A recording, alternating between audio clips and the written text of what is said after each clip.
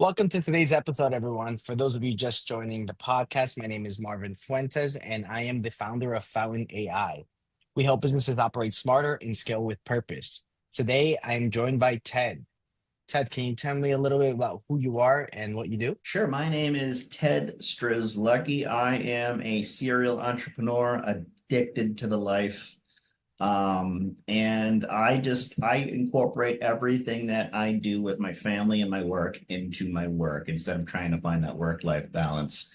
I find that life-work balance is better. So what I traditionally do is I like to help as many people obviously as I can, especially younger generation, whatever, with all of the massive failures that I've had. And I've had quite a few, and I've had some pretty large ones. And I find that I can deliver the most value in helping people. And even the work that I do now is mostly derived of not people hiring me to help them with their business with the things that worked, because those are pretty obvious usually. It's the pitfalls to avoid, and when you do make a really big boo-boo, how to quickly find the opportunity in it and overcome it. So that's traditionally what I do. I'm the founder of ContractorRx, and I'm an investor in several other companies with partners that actually start up usually as clients of mine. And then we end up doing a venture or something of some sort, or people bring things to me. So serial investor, serial entrepreneur, real estate addict. I just like to grow things. So it's a little bit about me. Can you dive a little deeper onto what Contractor RX is? Yeah, so it's a business that helps contractors. I mean, that seems kind of obvious, right? But the service industry, I've been a master licensed contractor for about almost 25 years now.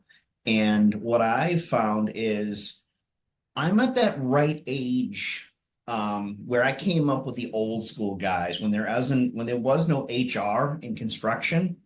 There was really minimal office, intervention whatsoever, any kind of structure or system. Construction back then was very much just paperwork and phone calls, and emails came out. That was pretty much it, right? So because I grew up with those older gentlemen and those individuals, but I've also I was born in 80, so I'm 45, but I also had my head into the computer side of things, the technology and what the internet could do and social media.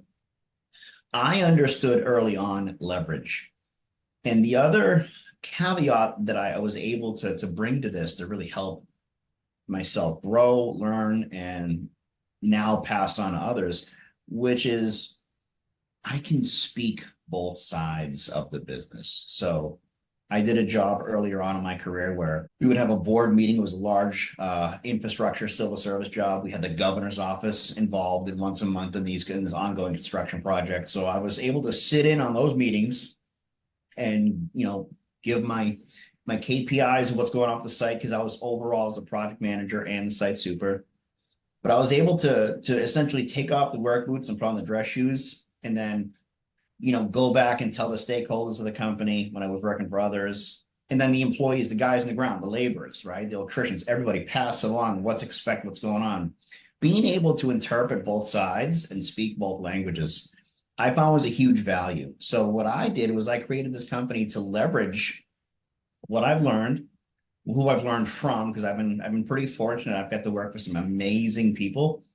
I've also, I think, been super lucky, and I'll admit that I was able to work on some amazing jobs, some infrastructure type of work, right? Demanding and critical. So I took everything I was able to learn from the people who own those companies and the ventures that I had that won and lost. And now I help people through ContractorRx do several things. I'll either work with a private equity fund that wants to do some roll-ups. So they'll have a couple of small companies and they'll ask me to take a look at them, see what the opportunities are in them, what integration we can do. Because again, even still service companies today, not a lot of them have a lot of software and technology involved. So if we can take 3 or 4, we'll just say, window companies, regionally placed, we'll say throughout New England, and then they want to take it and put it under one banner and do what's called a roll-up. So I'll help them do that, and we'll get that started so they can eventually sell it.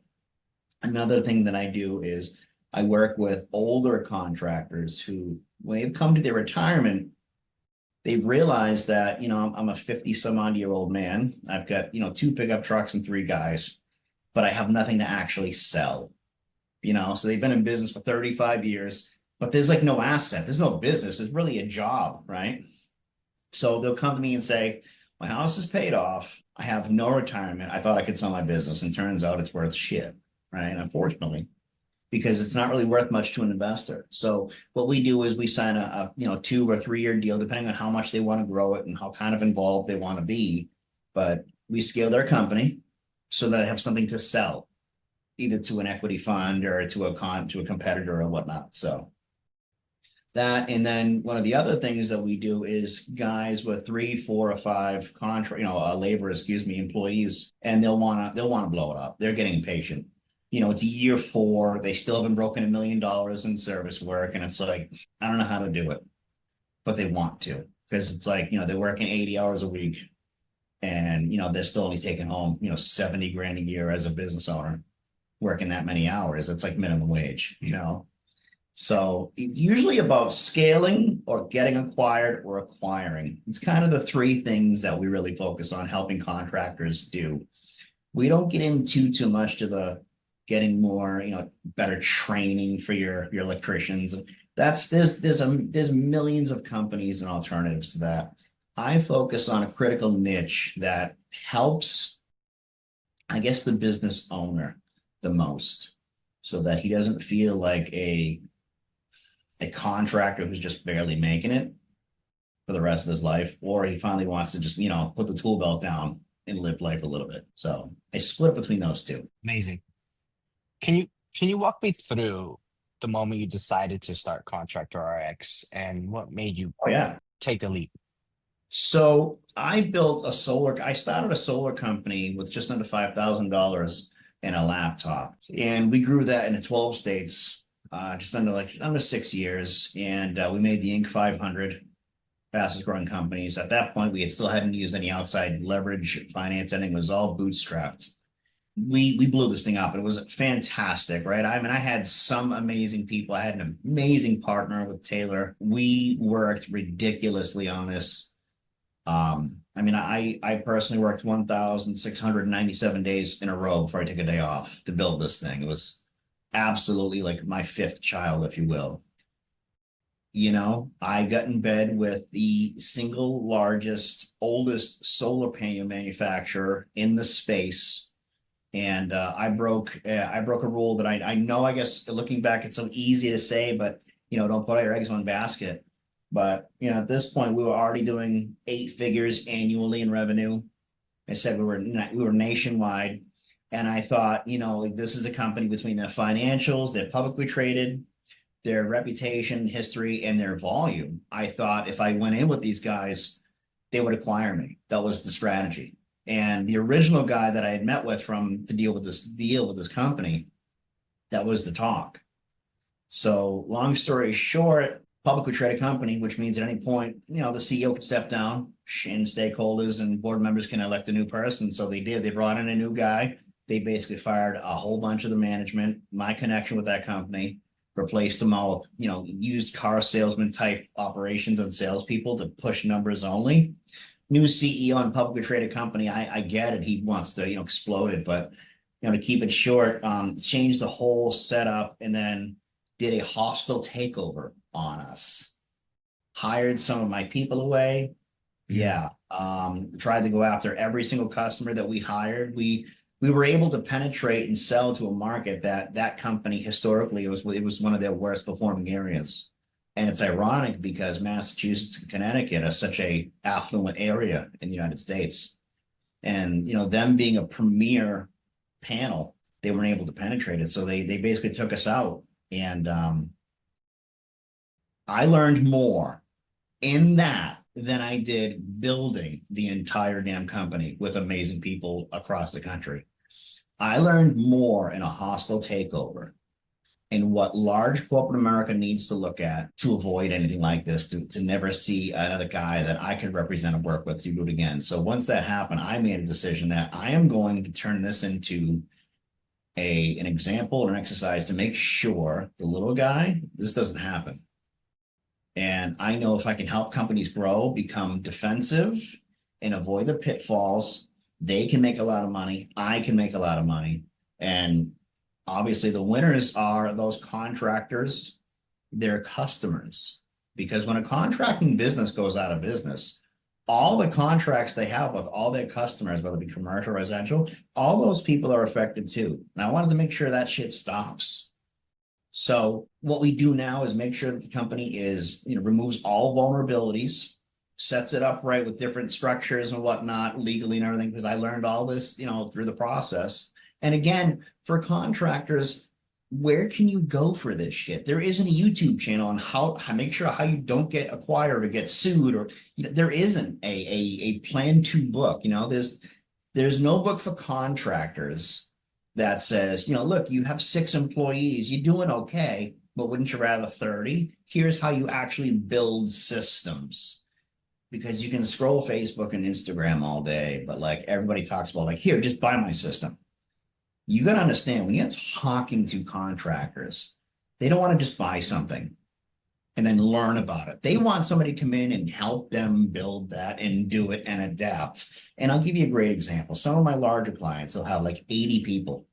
They're really struggling with an HR department because HR, again, in construction, those two don't usually mix, right? Because the guys on the field aren't great with paperwork. They're not logistics people. And usually they have some habits and some mannerisms that aren't exactly HR friendly.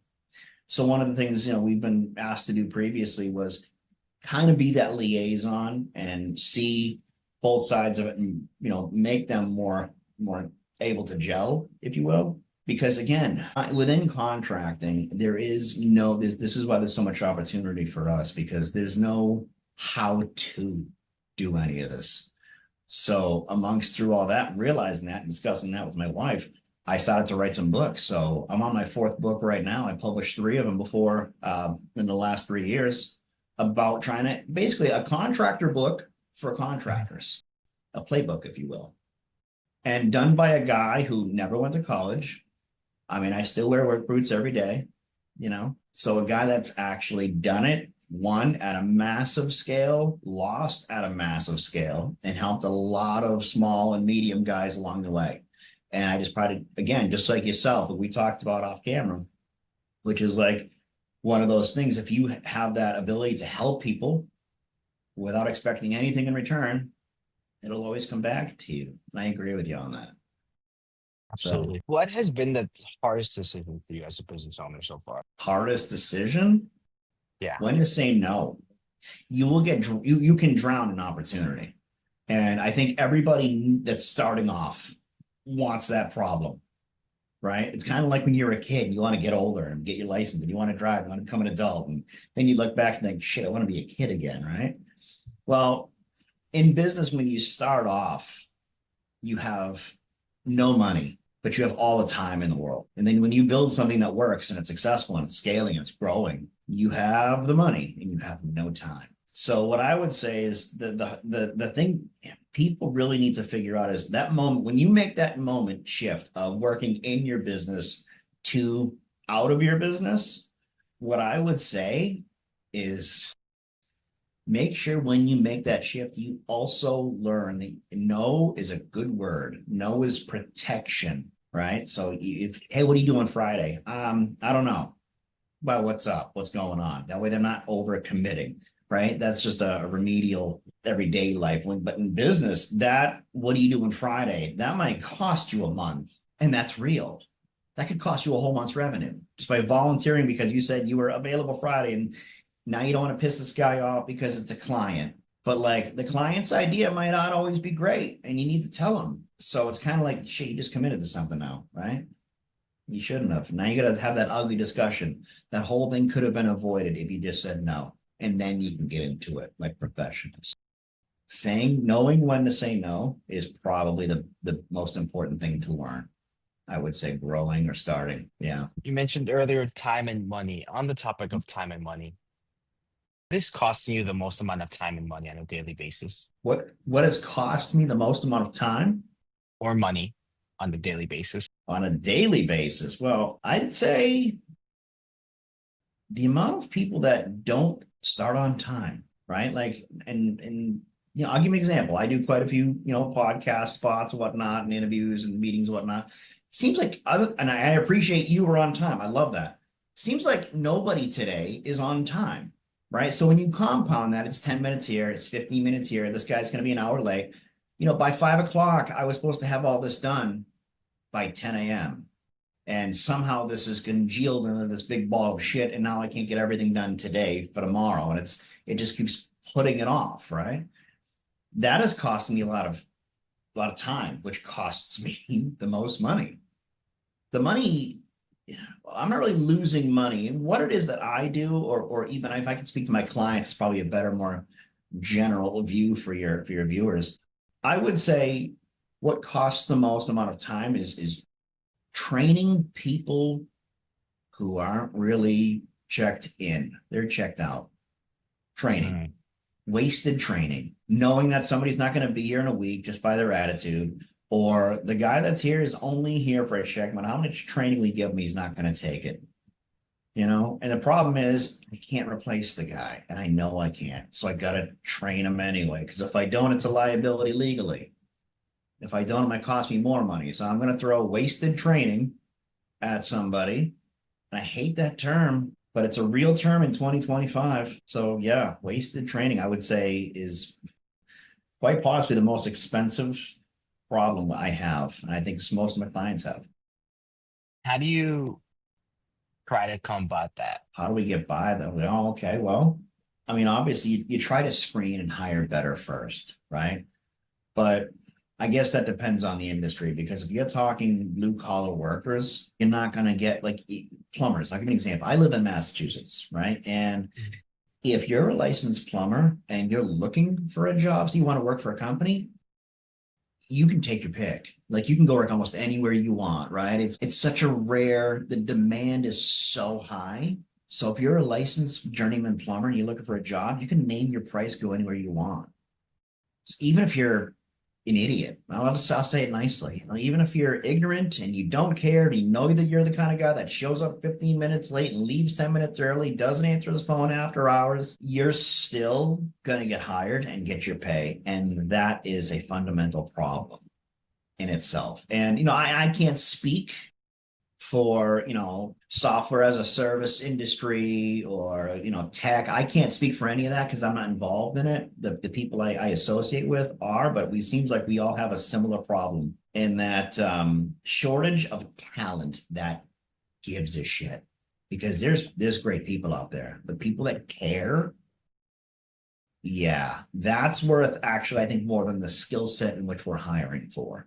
If your effort level is there and your skills are a little lacking, we can train you for that because you care.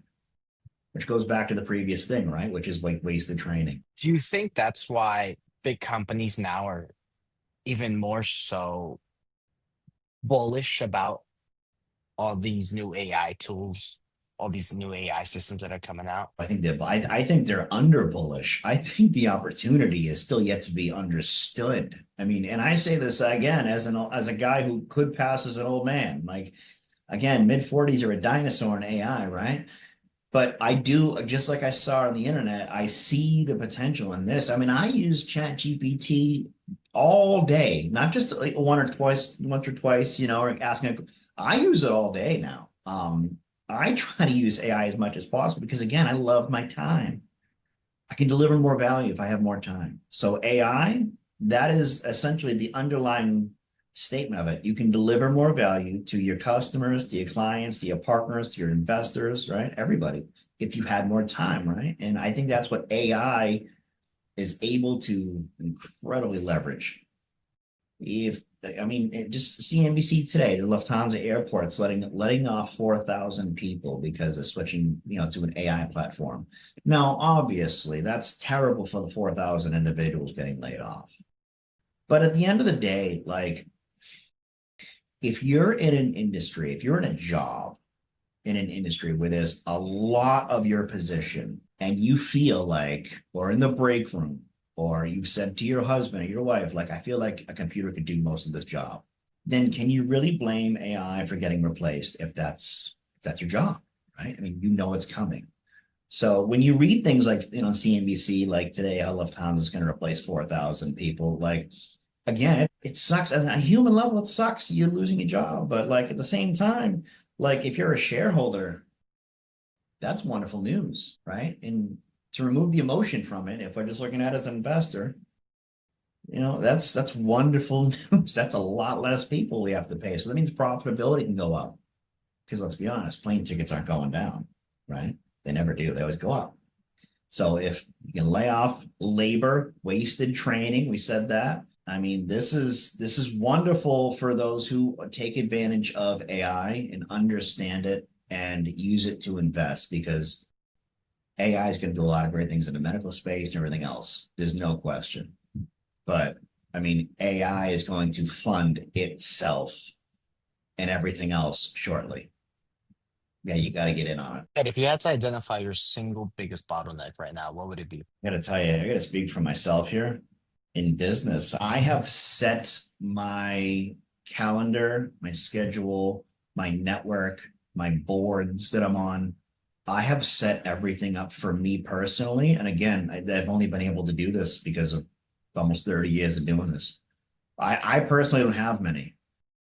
Um, I think if we zoom out and try to look at the whole thing as business right now, and for everybody that, everybody, all the listeners, I think it's going to be financing because of interest rates. That seems like such an obvious low-hanging fruit answer, right? But the problem is most people looking at financing have seemed to have forgotten that a 6 and 7% interest rate is actually normal when you zoom out and look at the last 110 years. It's only been since 9/11 when rates basically went, down to zero and money was basically free to buy and leverage and loan that everybody seems to have forgotten that the last 20 years that, it's been cheap, but that was never normal. And it seems like we have an administration that can't wait to push it back down to that as soon as possible. Again, we start talking about, are we going to stop printing money? Because that's the reason why inflation is happening right now.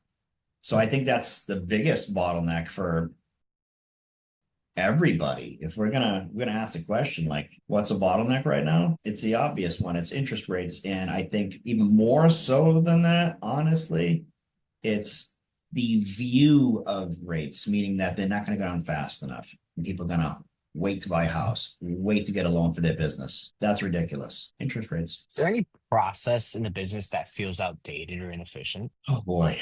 Yeah. Most of operations, I think, can be replaced by AI at this point. I think we've spent how many project managers and assistant project managers and operations people have we been training them to use CRMs for the last 5, 10 years, right? 12 years. Now these CRMs know so much about us, you can just drop it into AI and AI can run your business. And that is the segue for why this makes so much sense. Because the project managers have been speaking, like when I had our company, okay, the solar company, my IT guy would speak directly with the engineer for the CRM, and they would change things and make the CRM as adaptable and customized to your company as possible. And when you do that, well, that means the people inputting the information and whatnot and breaking it down from paper to installing it in the CRM, right? That makes their job easier and faster. Well, then if you can simplify and streamline, well, then you've replaced the need for these people. So I think the amount of information we've entered and built and designed into CRMs now coupled with AI, I think makes it so that so many people are going to be obsolete. Oh, man. Yeah, thinking about it, think about days. I can think about this for days. The Yeah, possibilities. it's amazing. Yeah. Only if you have an optimistic view of it, which I think every entrepreneur almost should live by. I've never met a successful entrepreneur that wakes up in the morning and is like, just, oh, another day. You are essentially already headed down the downward spiral. If you don't wake up in the morning with, man, there's going to be some massive opportunity today, and I'm grateful for it, then you're not asking to really grow your company. And it doesn't matter if you have AI or not, like you have to have that outlook immediately. So, if your job is on the chopping block in the next 6 months or 6 years or whatever, because of all this innovation, again, where's the opportunity in it?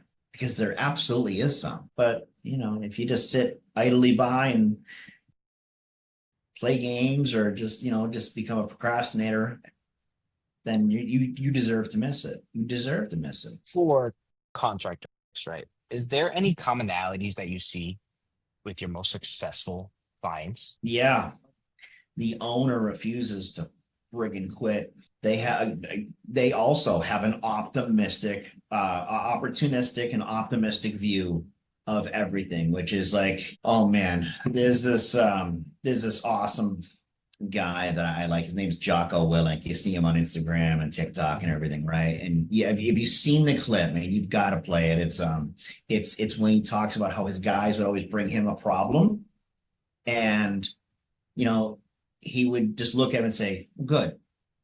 Like it's like you brought me a problem, and he just look at the problem like, "Good." There's an opportunity in it. Like, good. So his guys at some point just stopped bringing him the problems and saying, "Well, we already know what you're going to say, and that's good."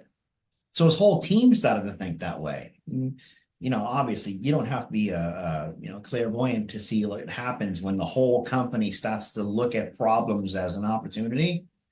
Well, shit, you won. So that's what I spend most of my time doing, is trying to be that cheerleader, because most of my clients, if they're the type of intellect to bring on a coach and help them grow their business, that means they don't really have an ego, so to speak, in that they don't feel like they have to know everything.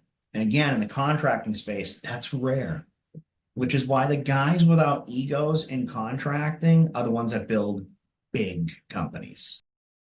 So if you're bringing in a guy that helps you understand the good when something bad happens, and now it's my job to bring it to your people, because if you try to do it directly, it will seem like you're doing it for your own benefit to grow your company. But if you bring a guy like me and it does it, and I do it genuinely, because I genuinely love this shit. I love the problems. Because that's where the opportunity is. That's where you grow. That's where your competitor doesn't. Right. So if I'm with your crew and your guys and your operations, your middle management, you guys in your field, your sales teams, whatever it is, and I project that same, like the owner of your company has this outlook, so do I. They start to think to themselves, well, shit, should I? And it is, like I'm sure like being around a positive person, a grateful person, is contagious, just like being around negativity. If you're around a negative person, you become negative. Well, if you bring in the right people and they have that good attitude, then you deserve to win, man. You're going to. Almost like it's inevitable. I mean, yeah, like it actually is. On the topic of problems, I know you brought that Jocko Willink scenario. Is there any issues that you tried fixing but keep on coming back? No, I think if you really want to actually grow a company, I think you have to be able to cut off your diseased foot and keep walking and go, yeah, that sucks, but good. And like, you have to live that shit. You can't just speak it. Like, you have to, like, you forget about it. You don't spend the rest of your nights and weeks thinking about it. Like, there was a problem and it keeps coming up, get rid of it immediately. When you dive into usually the Fortune 500 CEOs or 500 most successful entrepreneurs of all time, whatever, what you'll find at a high functioning level of success is the psychoanalysis of these people are 100% able to compartmentalize and take a problem. And I don't have time to think about it right now. I'll put it over here and I'll get back to it. With the same, they're not going to lose any intensity. They're still going to look at that problem and go over it and care about it and everything else. But the truth is like, I don't have time to worry about this problem right now, so I'm going to put it over here. I'll come back to it. I have to worry about this right now because this is a deadline in 2 hours. Like, I have a meeting in 3 hours. I have to do this. I'll come back. The people that can do that, that's incredible discipline mentally, right? And you have to be able to, like, one of my favorite ways to say this is, you have to be able to know that you're the owner of the company, or you're like top tier manager of it. You're about to walk into a meeting that the whole company's there, for an annual meeting for you. You're about to give them a 15-minute pep rally speech, what's happening with the company, why it's great, how things are going, okay? But also address problems that you're having. Guys, we keep doing this, or we keep losing tools, whatever it is. But you're about to give this presentation to your whole company. And just before you walk into, whether it's the garage bay that you're having it or on a job site, just before you walk in, you get a text or a phone call that says, so-and-so that's been with us for 15 years is leaving. You have to be able to say, okay, I'm going to compartmentalize that. That sucks. I'm not even going to bring it up in this meeting right now. That's calculation because I have to right now, because this whole thing is about let's solve some problems and let's find the good in them and then leverage it. And I'll get back to telling everybody that works for me about why so-and-so that's been with us for 10 years, why they're leaving later, once I've had a chance to speak to them. But to think it's not going to personally affect me, because that person's been with me for 10 years, that sucks. That actually hurts. That's like losing a piece of your family, help you build a company, and they go. You have to be able to still go into that room, though, with the same amount of optimism and energy, and you have to be able to go in there excited still and deliver that speech, because that's what you have to be able to do. Again, that compartmentalization, you have to be able to over deliver to your own people, man. You got to deliver at the fullest capacity. You got to give them everything. And you can't do that if you just go into that meeting now hanging, just oh my God, hey guys, I know I'm supposed to have a good meeting. You can't do that. So all of my clients that are hyper successful and on their way to I have a client right now we're on the tail end right now at the finish line of an acquisition. So we helped them get acquired. That was awesome. It was 18 months from start to finish. And that gentleman has a hyper focus in his success, what he wants to do, his trust. I mean, we communicate several times a day, every day, his trust in his people, but he's able to compartmentalize. If there's massive problems, him and I work on them on Sunday nights or something, 11:30, 12:30 at night, so we can have it solved by Monday. But, he might have learned about this problem on Thursday. You know what I mean? That's a discipline. And that's it.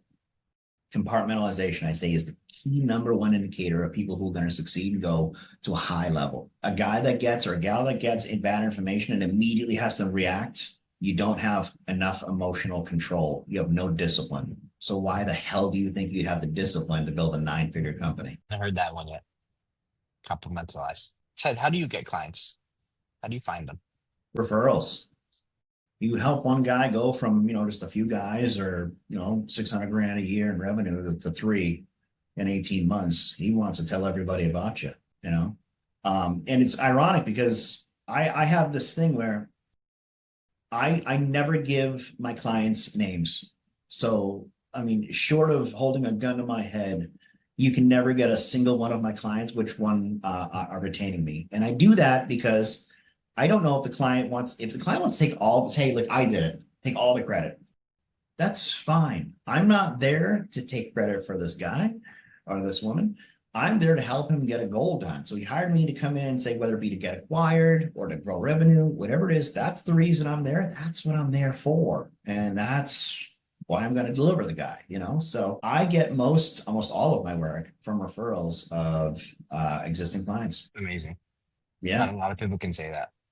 No, I'm pretty fortunate, but the truth is if you deliver, people want to share your information, Absolutely. Is there anything not working as well as you'd like? Anything not working as well as I'd like? I'd say what would help is if people were less focused on political climate and honestly, overall climate, and more on morals and business. Business would be more fun. Right now, globally, not just here, but it's so much talk. And it's funny, the old adage, if you've been in business a while, if you've been in business meetings and you've been overall in business, men and women, the thing was never discuss politics or religion. You keep those two things out of the discussion. You discuss your work, you can discuss your family life and whatnot, if you like to golf, what your business is doing, new clients you have, but you never discuss political divide and you never discuss religion. And now it seems those have entered the chat, right? And that's kind of a problem because that brings discussions to places that's we're discussing business, unless it's a geopolitical event that's going to directly correlate with a tariff or something that's going to hurt the business. We don't need to be talking about aspirin, right? For your roofing company, right? And yet you want to spend 35 minutes on it. Again, I value my time. Why don't you? So I'd say that is probably a kind of a thing I'd like to have, I would say, cleared out of the way, but like removed from people so that they stop bringing this stuff up. Get back to what's important. Yeah, your business. If you had a magic wand to instantly improve one part of your business, what would it be? Being able to give myself more hours in a day, and I say that as totally corny as that sounds, again, because I've learned to integrate my work into my life, not my life into my work. So like my family, everybody's on board. Like again, if I take a phone call at 11:30 at night and I'm on the phone for 2 hours and it could be somebody in different time zones, nobody in my house is going to be like, oh, the phone's ringing, or my wife's not going to be like, who's like I'm working because I absolutely love what I do. And I'd say if I could give myself more time to work, even though I've included my family in it, I still feel, I wouldn't say guilty. I feel like I don't give them enough of me. And I say that because I mean, when I was building the solar company, I was so in. I was so all in, living the Gary V hustle, go, go, go. And because the problem is that it was working. Like we were exploding in growth. But I missed the birth of one of my children. Excuse my language. That's fucking ridiculous. Like that's kind of like all those milestones you're supposed to be there for, and to think I missed it for work. Like I love work. It's up there with oxygen for me. I'm telling you, it's the bee's knees. But like it isn't that. And I've made sure personally to make sure to help my clients also make sure that they don't do that too. Because it's so easy, as you know, you're an entrepreneur. It's like the most seductive, sexiest, most addictive drug in the planet is being an entrepreneur. And the problem is it's like mostly healthy. So people think it's just okay to get addicted to it. It is, but you've got to understand, again, you've got to compartmentalize. You've got to be able to take like this is work and this is family when you need to, because you will need to. And I luckily now I have my wife, she's amazing. She never asks for anything.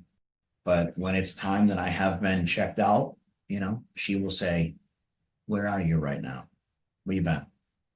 You know what I mean? Like pay attention to your kids, pay attention to your family a little bit more. And I need that because I'm so all in. So if I could give myself anything, it would be more time. If I could help people avoid anything, it would be that don't get sucked in to being a entrepreneur junkie, if you will. Oh, it's so self-fulfilling because the problem is you start doing insane hours. You start doing 3 and 4 days without sleep, and the results do come and it come quick.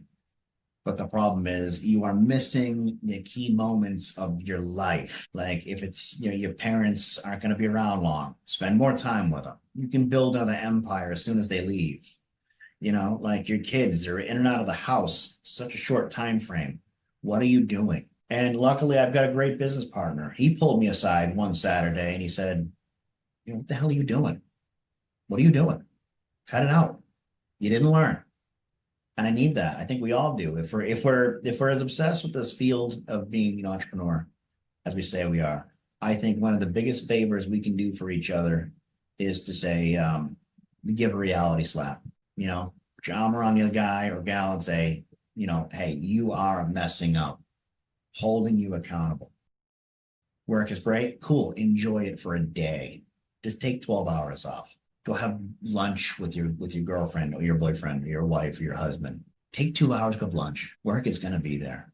Honestly, that's what I would try to help other people see more, because that's what it's all about. Isn't that why you're doing it? Absolutely.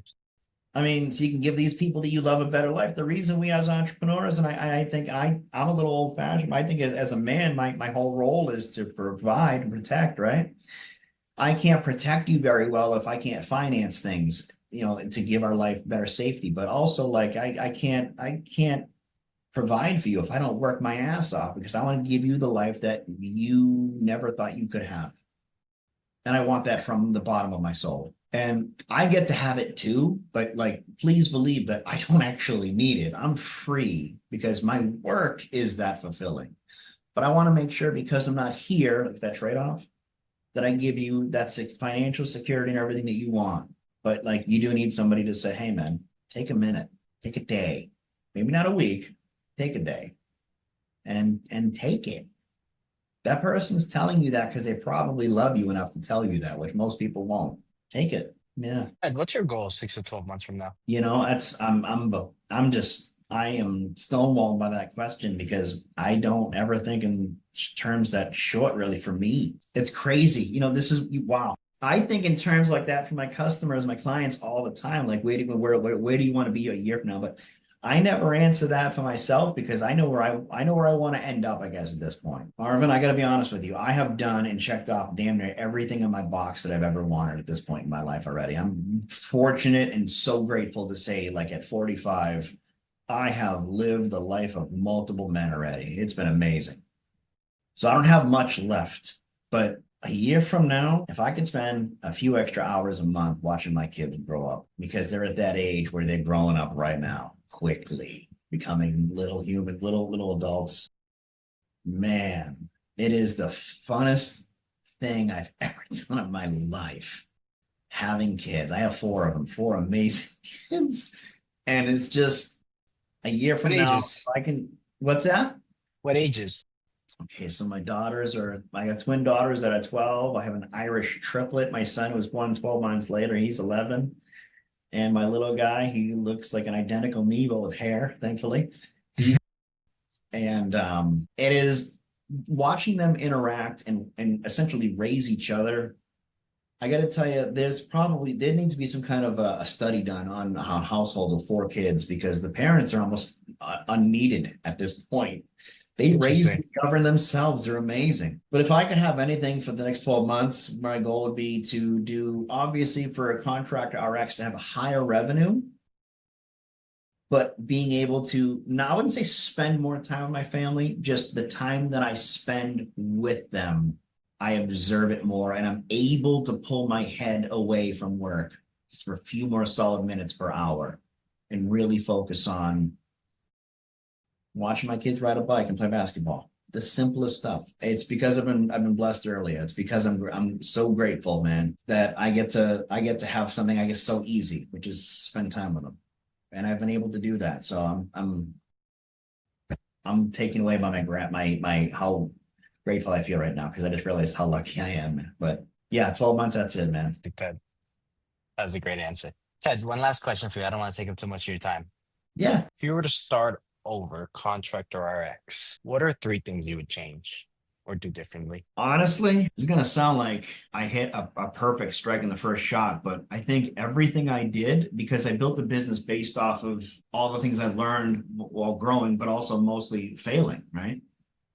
I don't know that I could do it differently because I didn't build a business model for this and here's what I'm going to do. I built it as because people would call me with, hey, can you help me with this? The entire business was built off of problem solving and helping people like, either make more money or, get acquired or whatever, change their life. Like this wasn't, I wish I could say I planned this because I didn't. I didn't even actually plan this. This whole thing was like, I had a former a former subcontractor call me and say, "Hey, man, listen, I want to grow my company. What's this?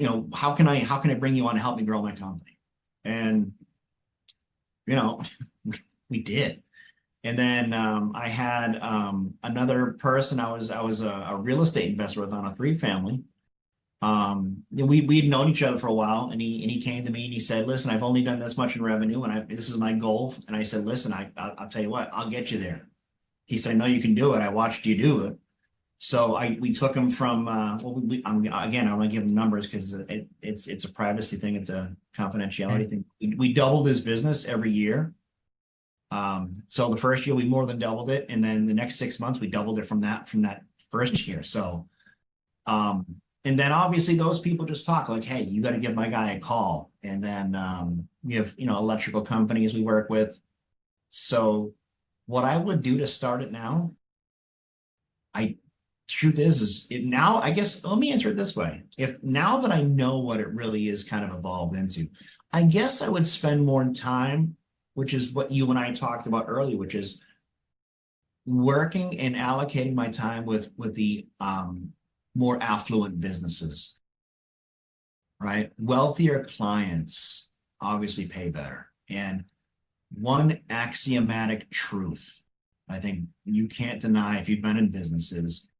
I'll give you an example. If I have a client and they need a lot of attention and like I have to fly out to them several times a month, like there's going to be a lot of hands-on, especially in the beginning, my fee is going to be deep into the six figures, right? And what's interesting is if I send a client a bill saying, "Hey, listen, next quarter's bill due, it's $100,000 paid, sent, no negotiating, no bickering, no whatever." But when you have a client that's, they want minimal interaction, but they want maximum result, and the price is, we'll just say a tenth of what a regular client might be, they will call and try to bicker over a bill and negotiate and leverage. And it's like, this is why I don't want to do this. This is why. And this is also why you only have two employees. I hate to tell you, because you have that outlook. You want to spend 40 minutes arguing with me about this. And in that 40 minutes, we could have been making money or doing something or leveraging or whatever. But if that's your mindset, that tells me enough about you. So if I was to start it all over again, I'd say I'd probably focus on landing the larger clients first rather than eventually obtaining like I'm doing now. This made me think of another question. Yeah. If you had unlimited resources, what is something you would change about your business? Well, if I had unlimited resources and in terms of, we'll just say finances or people, staff, support, branding, and everything else. Say Which finances. okay, so if I Finances. had unlimited money, well, then I'd probably be the coolest guy in the world, because if I had unlimited money, the first thing I would do is I wouldn't be charging anybody for my services. I would just call people up and say, "Hey, listen, I'm sending you $1 million today because it's unlimited." But no, all right. But let me bring it to a pragmatic way to look at this. What you're saying is if I was a company that I could have an immense amount of leverage, I could call Jamie Dimon and JP Morgan on the phone if I needed $100 million line of credit, right? Is that what you're talking about? Things Yeah. like that. I'd still have some responsibility to pay it back. It's just not unlimited. I got you. Yes. Well, if that's the case, then what I would do is I would actually spend more time trying to go into vocational schools right now. And I would have a very almost, again, Jocko Willink style combative seminar. I put all the seniors in all the vocational trade schools, because again, this is what ContractorRx does. And I would say, listen, how many of you people in here are actually going to do this when you get out of school? Because I went to school for construction carpentry, right? It was welding, there was plumbing. Out of all the people that went, let's just say there was like maybe 500 people in my class. Out of all the people that went, probably 10% of us still do what we went to trade school for. They had nursing and they had office technology and it was painting and decorating, things like that. Almost nobody's in the trade they went to school for. I would say if you think you're going to be one of the 10% that is going to be doing this in 20 years still, put your name on this list, give me your email. And what I would want to do is create some kind of a program or mentorship program. And I'd want to be able to help them avoid all of the pitfalls that you learn in not just business, but in contracting. Because the thing is like anything else, right? When you become a master bricklayer or a master electrician, there is thousands of hours of class time and thousands of hours of field time. And then you still have to learn how to run a business on top of all this shit. That's crazy. What I'd like to do is be able to help that next generation avoid all of the problems in the business side, but also the shortcuts. And what I mean by that, Marvin, is when you're a roofer, right? When you get on a site and you're just starting out, you're humping around a wheelbarrow, picking up shingles, you don't know all the tricks and trades and shortcuts when you're up on the roof, right? You do it for a little while. Hopefully, some older guy who's been doing it a lot longer, as you're in your apprenticeship, he comes along and shows you the shortcuts. The problem in construction is, and it doesn't matter if you're union or not, those old guy shortcuts, they take 20, 30 years to learn because you're going to do 20, 30 years worth of problems and fixes and whatnot, right? And be around all different age men, all different age brackets of men and women that have done this. I'd like to create some kind of a program that can really streamline that, but also help people remove younger generation, remove the pitfalls of learning about, like, you're 19, congratulations, you get approved for a $200,000 line of credit. You can ruin your life for the next 20 years if you don't know what you're doing with that. However, like, they give you the 200 grand, put it in your account in SBA, and it's like, all right, go.